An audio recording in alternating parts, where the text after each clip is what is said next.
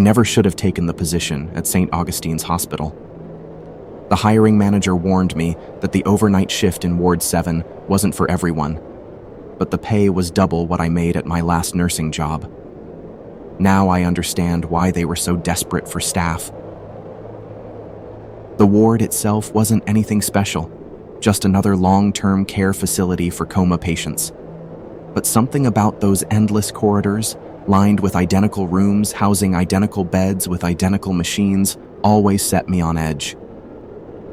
During the day, it was bearable. At night, when the fluorescent lights flickered and hummed in that particular way they do at 3 a.m., everything changed. My supervisor, Nurse Bailey, had been working in Ward 7 for 15 years. The night she trained me, she handed me a worn leather notebook. "These are the protocols," she said, her face expressionless. "Some might seem strange, but they exist for a reason. Follow them exactly." I flipped through the pages. Most were standard hospital procedures, but others made my skin crawl. 1. Never respond to a patient calling your name unless you're in their room. 2. If you hear humming from room 712, check the cameras. If there's no one visible in the room, do not investigate in person. 3. Count the doors in your section at the start of every shift. There should be exactly 14. If you count more, notify security immediately. 4. The elevator to Ward 7 only goes up. If it tries to go down during your shift, take the stairs. 5. Mirrors in patient rooms must be covered between 12 a.m. and 4 a.m. 6. If a patient flatlines, verify the monitor in person. The system sometimes shows false readings for Ward 7. 7. Never acknowledge staff members you don't recognize. 8. If you hear children laughing, lock yourself in the supply closet until it stops. 9. The woman in the red sweater is not your colleague. 10. If absolute silence falls over the ward, evacuate immediately. I laughed nervously. These can't be serious. Nurse Bailey's expression didn't change. "Did you notice there's no Ward 7 during the day?" What do you mean? "During day shifts, this floor is Ward 6, then Ward 8. She paused. Ward 7 only exists at night." I thought she was joking, trying to scare the new girl. But when I checked the hospital's floor plan the next morning, she was right.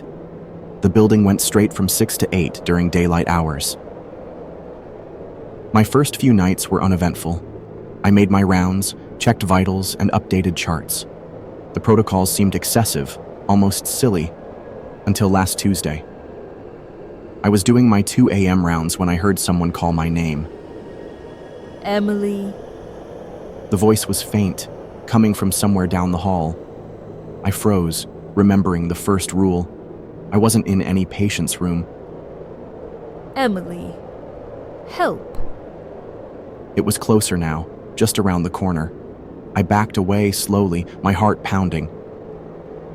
As I retreated, I caught movement in my peripheral vision, a flash of red fabric disappearing through a doorway.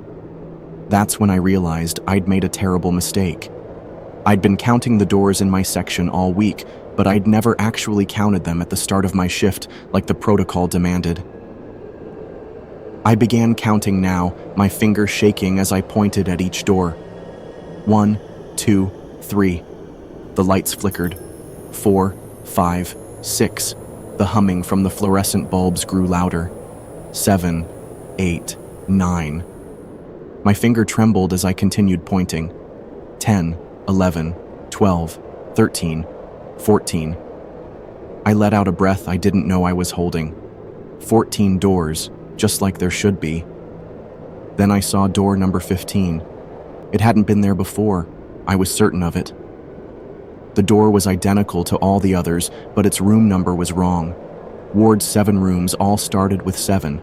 This door was labeled 3. As I stared at it, the door began to open. I fumbled for my phone to call security, but the screen was black. Not dead, just black. as if the pixels had been drained of all light and color. Emily. The voice was right behind me now. I turned slowly, already knowing what I would see. A woman in a red sweater stood there, smiling. But her smile was wrong. It stretched too wide, revealing too many teeth. And her eyes. I ran. Behind me, I heard children laughing. The elevator dinged, its doors sliding open invitingly. As I reached it, I noticed the arrow pointing down. I remembered Rule 4 and sprinted for the stairs instead. That was 2 days ago. I quit my job at St. Augustine's the next morning, but something followed me home. Sometimes when I'm alone in my apartment, I hear humming from my spare room. And this morning, I counted the doors in my home. There was one more than there should be. I don't know what to do. I can't sleep. Every time I close my eyes, I see that woman's smile. And the worst part? I checked the hospital's records. There never was a Nurse Bailey. I tried to convince myself it was all in my head. Stress, lack of sleep, and an overactive imagination. There had to be a logical explanation. But the extra door in my apartment wouldn't go away. I covered it with a bookshelf, but every morning the shelf had been moved, the door exposed again. After 3 days of barely sleeping, I went back to St. Augustine's. Not for my job, I wasn't that crazy, but for answers. The day shift supervisor, Dr. Reeves, agreed to meet with me in the cafeteria. Ward 7? He said, frowning at my question. There is no Ward 7. Never has been. But I worked there, night shift, for 2 weeks. He shook his head. Our overnight ward is 6B. Always has been. I pulled out my phone and showed him my employee badge photo. His face went pale. Where did you get this? His voice trembled. HR took it on my first day. That's impossible. He turned the phone back to me. Look again. The badge photo showed me standing next to Nurse Bailey. But her face, it was completely blurred, like someone had smeared the pixels into a flesh-colored mess. And behind us, clearly visible on the wall, was a sign. Ward 7, long-term care. I need to make a call. Dr. Reeves said, standing abruptly. Don't go anywhere. But as he walked away, his phone screen went black, just like mine had that night. He tried the landline at the nurse's station, dead. Every phone in the building had stopped working. That's when I heard it, humming from somewhere above us. We were on the 6th floor, and I knew, somehow, that Ward 7 was forming again, even though it was still daylight. We need to leave, I said. Now. Why? What's happening? The fluorescent lights flickered, and in that brief moment of darkness, I saw her. The woman in the red sweater, standing at the end of the hall. Her smile was even wider than I remembered. Run! I grabbed Dr. Reeves's arm and pulled him toward the stairs. Wait. He resisted. I need to check on my patients. Your patients aren't there anymore. He looked back down the hall and froze. Where there had been rooms filled with people just moments ago, there were now only empty doorways leading into darkness. We ran for the stairs, but when we opened the door, we found only a solid wall behind it. Every exit we tried was the same, doors opening to nothing but brick. The elevator. Dr. Reeves suggested. No, it only goes up. If we take it... But I didn't finish. He was already pressing the call button. The doors opened with a cheerful ding. Inside stood Nurse Bailey. Emily. She said, smiling. Her teeth were wrong, not too many this time, but metallic, like surgical instruments. I've been waiting for you to come back. Dr. Reeves stepped forward. Who are you? How did you get in here? Nurse Bailey tilted her head at an impossible angle until it was completely upside down. Dr. Reeves, Your patients in Ward 7 need you. All of them. Even the ones who haven't arrived yet. Children's laughter echoed through the hall. The lights flickered again, and this time they stayed off. In the darkness, I felt something cold brush against my face, like fingers, but too long, too sharp. When the emergency lights came on, I was alone. No Dr. Reeves, no Nurse Bailey, just me and a series of doors stretching into infinity. I checked my phone's clock, 3:47 p.m., but outside the windows there was only darkness, and when I counted the doors, I stopped counting after 30. They kept appearing, multiplying as I watched, and on every door handle there was a small red sweater neatly folded. I knew then that I hadn't escaped Ward 7 at all. I hadn't even escaped that first night.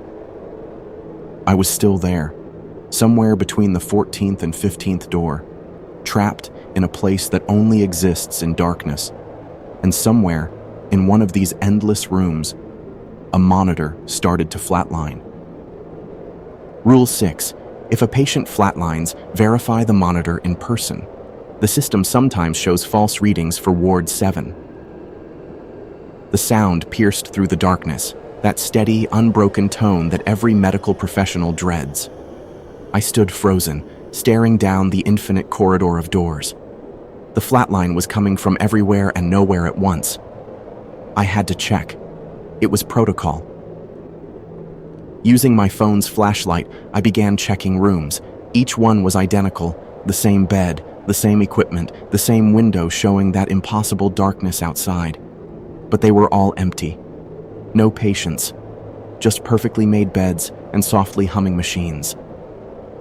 Until I reached a door with a small origami crane sitting on its handle. Inside, the monitor screamed its single note into the darkness. But the bed wasn't empty.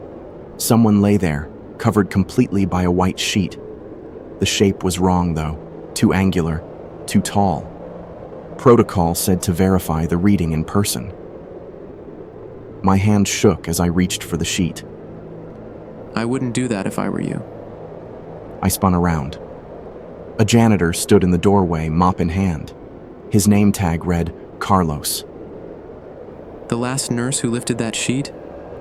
He shook his head.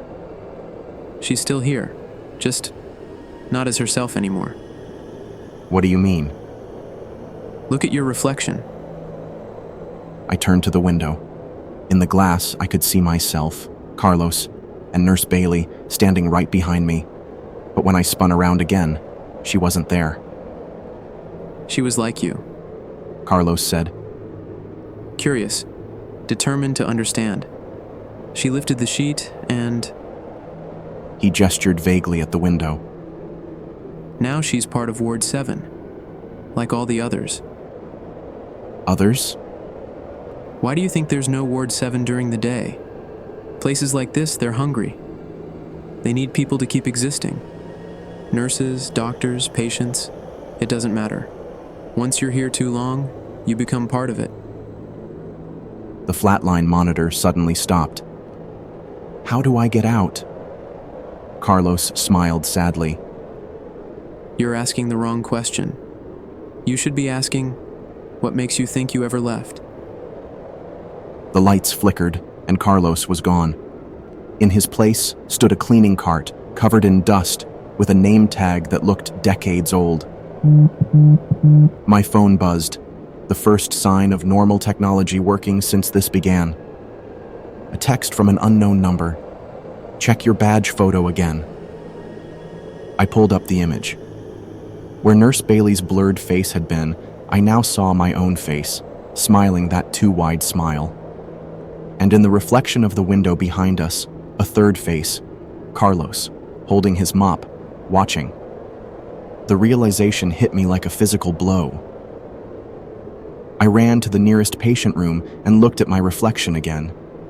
I was wearing a red sweater. I hadn't put it on. I hadn't brought it with me. But there it was, fitting perfectly, its fabric seeming to pulse slightly, like a living thing.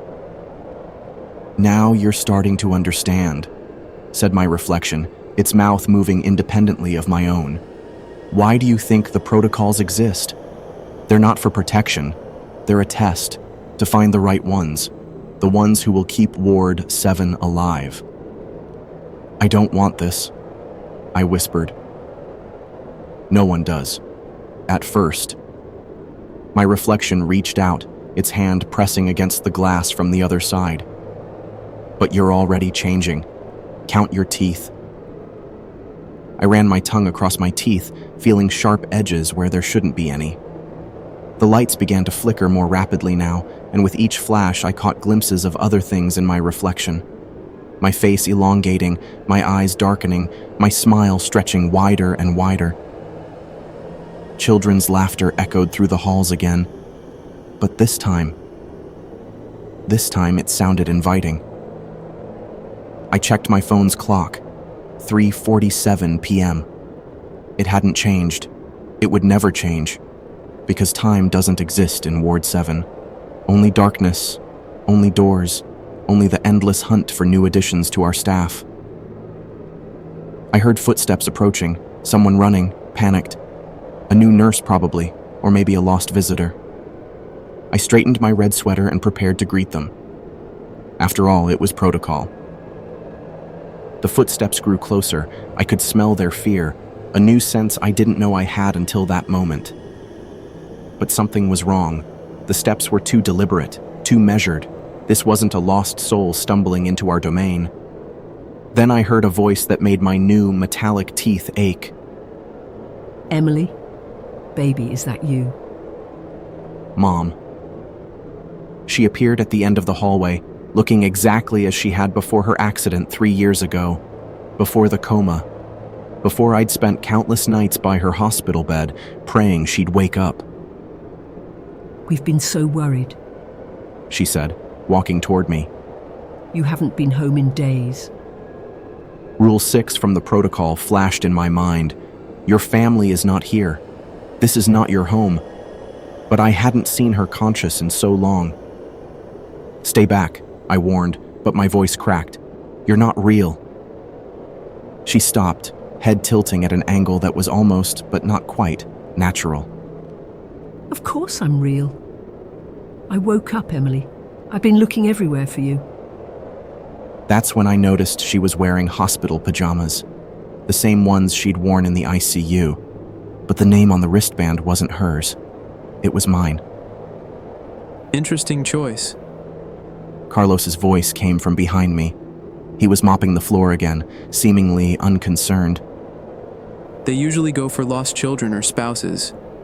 A comatose mother? That's new. What is this? Ward 7 is testing you, seeing if you're really ready to join us. He gestured toward my mother with his mop. What you do next determines everything. My mother, or the thing wearing her face, took another step forward. Come home, Emily, please. I miss you. I felt something wet on my cheeks. Tears, but when they hit the floor, they sizzled and smoked. Ward 7 isn't just a place. Carlos continued. It's a filter, a test. Some people become like Nurse Bailey, collectors, gathering new souls. Others become like the woman in the red sweater, guardians, keeping the borders. A few, like me, become watchers. And what happens if I fail the test? He smiled. Look behind her. Beyond my mother's form, the hallway had changed. The doors were gone, replaced by hospital beds stretching into darkness. Each one held a body covered with a sheet, but the sheets were moving, writhing, as if whatever lay beneath was trying to break free. Failed candidates. Carlos explained. Not strong enough to become part of Ward 7, but too touched by it to ever leave. They stay here, feeding the place with their endless, almost death. My mother was inches from me now. Her smile was still perfect, still exactly as I remembered. But her eyes were like windows into Ward 7 itself, endless corridors of darkness and doors. Last chance. She whispered. Come home, or stay here forever. I looked down at my red sweater. It had grown darker, almost black, and I could feel it pulse against my skin like a second heart. That's when I realized this wasn't a test of whether I'd reject the false version of my mother.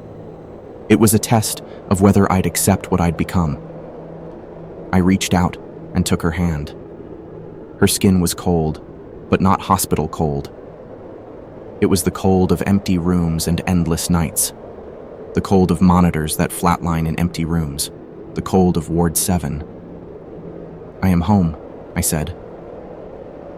Her smile widened, splitting her face like a curtain opening, revealing the true darkness behind it. But I wasn't afraid anymore. This was what I was now, a creature of doors and darkness, of protocols and punishments. The lights flickered one final time, and when they stabilized, my mother was gone. In my hand, I held her hospital wristband, but the name had changed again. Patient name, Ward 7, admission date, null status. Welcome to the family. Carlos said, and his form shifted, revealing something ancient and angular beneath his janitor's uniform. Your first shift starts now. The elevators dinged, the doors opened, and I smiled my new smile, ready to greet our newest arrival. The elevator doors opened to reveal a young security guard, his flashlight beam cutting through the darkness. He was searching for Dr. Reeves. How appropriate. They always come looking for someone. That's how Ward 7 draws them in. I adjusted my red sweater and stepped forward, ready to play my part. But something made me hesitate. His name tag, Steve Bailey. Behind me, Carlos made a sound like grinding metal. Ah, this should be interesting. The security guard's flashlight beam found my face. Mom, are you all right? We've been looking for... Wait, He squinted at me. do I know you? You look like... Your mother, I finished for him. Nancy Bailey. Or as most people here knew her, Nurse Bailey. His hand went to his radio, but we both knew it wouldn't work. Not here. Not now, My mother disappeared 15 years ago, he said. during her night shift at... Ward 7, I completed. She didn't disappear, Steve. She became something else, something necessary. I could see the recognition in his eyes as he looked at my sweater, the same red his mother had worn the night she never came home, the night she became part of this place. What is this? What did you do to her? I felt the weight of choices, his, mine, and Nurse Bailey's, all spiraling through the endless corridors of Ward 7. We were all connected, all part of this eternal cycle of loss and transformation. She made a choice, I said. The same choice I made, the same choice you'll make now. The lights began their familiar flicker, but this time I could control them. I could feel Ward 7 responding to my will, its darkness spreading like ink through water. You see, Steve, Ward 7 isn't just a place that appears at night.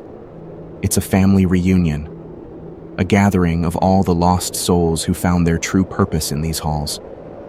Your mother understood that. She helped me understand it too. From the shadows behind him, a figure emerged. Nurse Bailey, but not as I'd known her. She was both more and less than human now, her form shifting between the nurse she'd been and the creature she'd become. Mom? Steve whispered. Nurse Bailey's metallic smile gleamed in the darkness. Welcome home, sweetheart. We've been waiting so long. Steve tried to run, but there was nowhere to go. Ward 7 had already claimed him, he just didn't know it yet. The moment he stepped off that elevator, searching for answers about his mother's disappearance, he'd become part of our story. I watched as realization dawned in his eyes. The same realization I'd had, that his mother had had, that everyone who truly belongs to Ward 7 eventually faces. We're not monsters hiding in a hospital. We are the hospital. Every door, every room, every shadow. We are Ward 7 itself, eternally hunting, eternally growing, eternally transforming those who belong into something greater than themselves. Steve looked at his mother, then at me, then down at his own hands. They were already beginning to change, becoming something angular and perfect and eternal. I checked my phone one last time, 3:47 p.m. The time will never change here. The sun will never rise. The doors will never stop multiplying.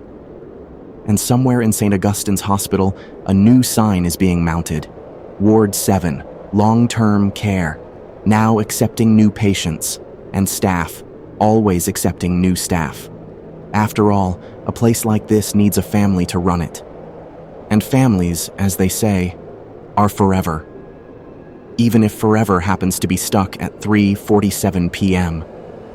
Even if home is a place that doesn't exist in daylight. Even if love means becoming something that lives in the spaces between seconds, in the shadows between doors, in the silence between heartbeats. Welcome to Ward 7. Your shift never ends.